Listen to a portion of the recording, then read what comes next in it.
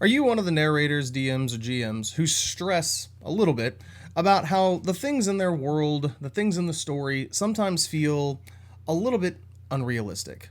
Yeah, I know that's funny to say because unrealistic when it comes to dragons and spells and people transforming into animals, things like that. That's not what I'm talking about. I'm talking about the idea, the reality behind the story. Does it ever stress you out a little bit to think maybe this stuff is a little bit too convenient? Well, if you've ever been like that, if you've ever thought like that, you're definitely not alone.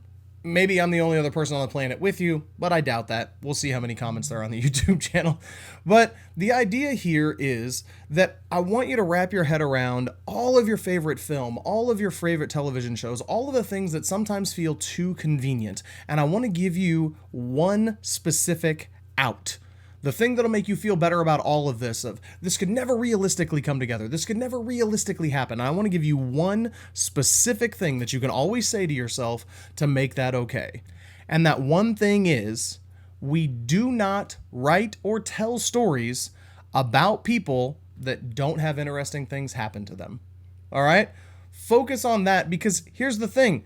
If it was a realistic movie, if we were watching John Wick and it was completely realistic that he walks through the door and he immediately gets shot in the face, that's never going to get made into a movie, right? That's never going to be a story that the bards tell down through the ages.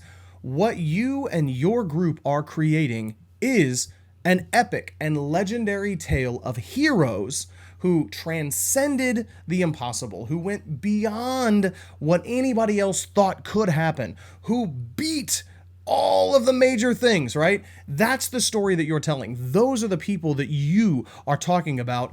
I have been starting and trying to look in my story from the perspective of, one, we always write in the past tense. So I always try to think about this has already happened and somebody is talking about this for the future. And again, we simply don't tell stories that aren't interesting. We're not going to talk about the guy that went to the grocery store, got his gallon of milk, and came home. If you're Jerry Seinfeld and you're making a hit TV show, maybe that'll work for you. But really, for the rest of us, that's not going to hold anybody's attention. It's not going to be interesting. You're telling a story that is improbable, that could be impossible, where these outcomes shouldn't happen. That's why you're telling the story. You're telling the story because these amazing things happened. So I want you to remember that. I want you to give yourself that out anytime you start stressing about this is unrealistic, this would never happen, etc., etc., etc. Because you're telling a story about heroes. You're telling a story about the impossible. Otherwise, you wouldn't be telling this story. So we have established that we play D&D, we play role-playing games because we want to focus on people taking center stage, and we don't tell stories about people to whom interesting things don't happen. All right, so through the whims of fate and the chaos of the dice, heroes are forged and legends are born. So I want to talk a little bit about the extraordinary events and crazy coincidences that go through adventurers, that befall them, or that they make happen, that wind up making them the stars of their own tale, the story that you are collectively telling. So let's start with the call to adventure. Now, every hero's journey begins with a call of adventure, right? There's either a pivotal moment that disrupts their ordinary lives. In the realm of D&D, this can come from anything. There could be like a mysterious letter, there could be a prophetic dream, there could be some desperate plea for help from a random town. There's a meme right now, I'll try to put it up on the screen, that I just absolutely love, and it's, why are the backgrounds of D&D characters usually so traumatic and things like that? So it's like, oh, my parents died, so I'm trying to avenge them. Oh, this group wiped out our entire village, so I'm trying to avenge them. It's very seldom that the guy says, yeah, I had a great paying job, a wife and kids, and I just decided to go out and completely risk my life.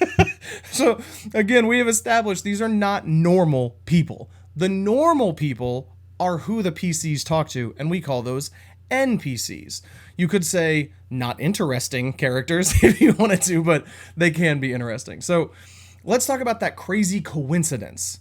All right. You could argue that on a hero's journey, they're laden with completely improbable coincidences.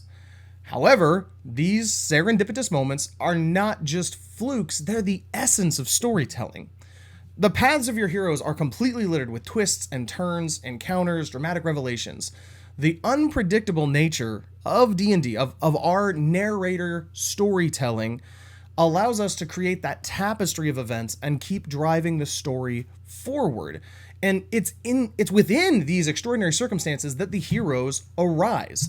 We're showcasing their resilience, we're showcasing their bravery, we're showcasing their cunning. And again, if somebody wasn't resilient, if somebody didn't act bravely, if somebody didn't outthink the bad guy, then the story ends there, right? We normally call that like a TPK, or total party kill. And so that's where the story would stop, and that wouldn't be interesting anymore. It's that they keep winning that it keeps it going forward. We've got the character development and growth, right? So as each of your characters, as each of the heroes are facing these different challenges, they're overcoming these obstacles, they should evolve as well. The trials and tribulations that they experience are going to mold them into what is worthy of an epic tale. This is one of the reasons why just jumping in with a high level character is so difficult. If you were just to draw up a 15th level character because it sounded exciting, it's really difficult to capture the essence of how did this person get from the brand new sword swinger all the way up to practically a demigod, right? That's why the character development is so important, why it's so important to start low and build them up, because otherwise it's like grabbing your dad's gun and you have no idea what to do with it, right? It's too much power wielded without doing any of the things that you should have done to gain that power. I'm not saying that's bad, do one-off stuff like that, but it gives us an idea for that character development. So these transformative experiences also help make the story as you're going through relatable, inspiring, and deserving of the attention that the heroes are getting, because these crazy things have happened to them, and that's okay. We're telling the story because crazy things happen to them. And honestly, we're dealing with the power of escapism, right? D&D provides an unparalleled form of escapism, meaning that we're taking ourselves out of our daily grind. We're allowing our players to transcend their mundane lives.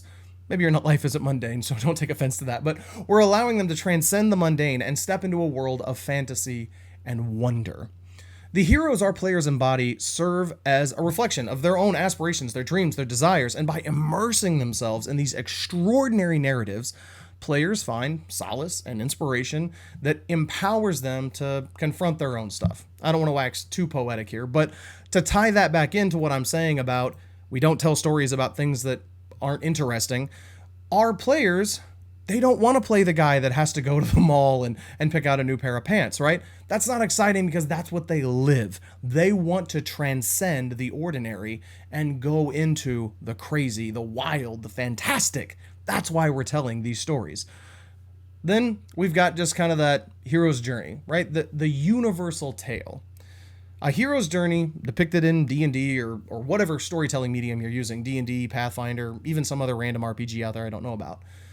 It resonates with us because it looks like it mirrors a human experience, but then it brings in this thrill of discovery, this excitement of battle without putting us actually at risk. And that's the point, right? We're trying to ignite our imaginations. We're trying to inspire courage, and we're trying to remind ourselves to stay fun and have fun. And so, again, if you're like me and you've struggled with this, I hope this gives you that out that you need to know it's completely okay that things are crazy and things don't make sense. And there's all these coincidences and extraordinary events, because that's what's going to make your story captivating. That's what's going to keep your players having fun and interested. And as my players have told me over and over and over again, the only thing that matters is that everybody is having fun. So whenever that stops, that's when you know you're doing something wrong. If you've got some crazy Deus Ex Machina, but it doesn't make sense and they're still having fun, then you're doing just fine. I hope that you take some away from this, take some solace in this if you've ever struggled with the worry about things need to be more realistic, using that big V word from the old 3.5 DMG, verisimilitude or verisimilitude, or however you pronounce it, argue in the comments below. But keep those stories interesting, exciting, keep the crazy things happening, because that's what we want to experience. I pray that you stay out of the shadow of the spire, and I hope all your twice keep coming up 20s.